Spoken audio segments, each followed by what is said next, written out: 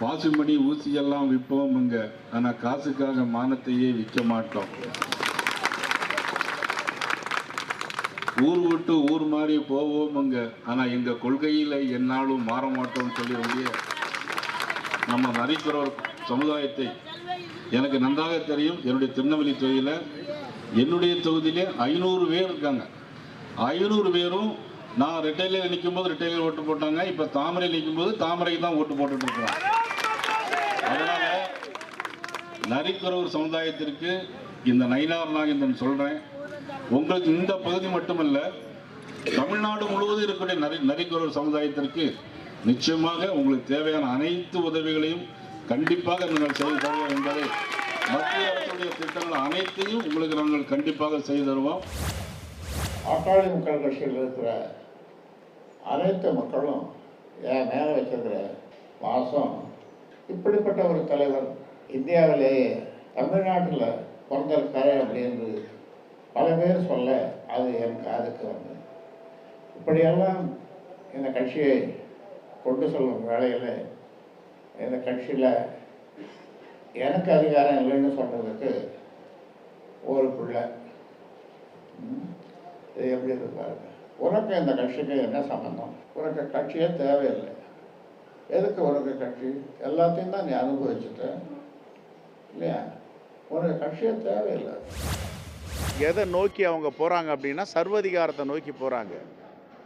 ஹிட்லருடைய வாழ்க்கை வரலாறு தான் ஞாபகம் வருது. ஹிட்லர் சொன்னார், நான் பிரிட்டிஷ் மட்டும் கிடையாது, இந்த உலகத்தையே நான் ஆளுவேன், எல்லாரையும் தூக்கி எறிவேன் அப்படின்னார்.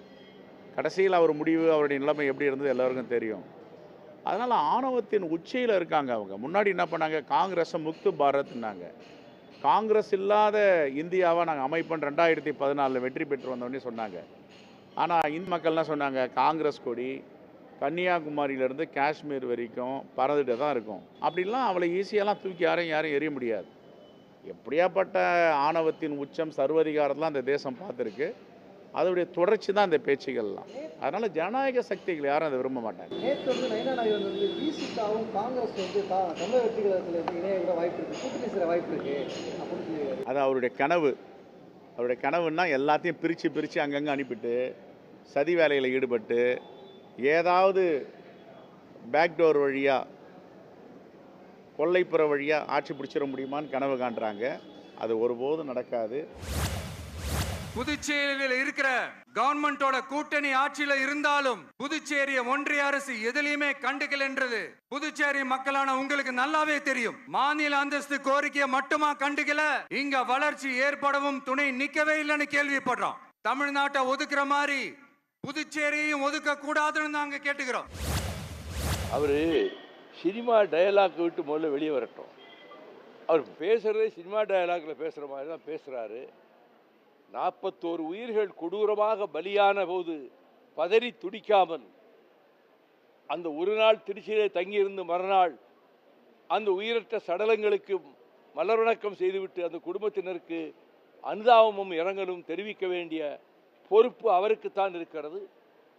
கடுகளவு பொறுப்புணர்ச்சி கூட இல்லாமல் அவர் இரவோடு இரவாக சென்னை பட்டினத்துக்கு சென்றதும் 40 நாட்கள் கழிய போகிற நேரத்தில் பாதிக்கப்பட்ட குடும்பங்களை தான் இருக்கிற இடத்துக்கு வரவழைத்து துக்கம் கேட்பதும், இதுவரை எந்த சாதாரண மனிதன் முதல் தலைவராகட்டும், யாராக இருக்கட்டும், சொந்தக்காரங்களாக இருக்கட்டும், துக்கம் கேட்கறதுனா அந்த வீட்டில் போய் தான் துக்கம் கேட்கணும்.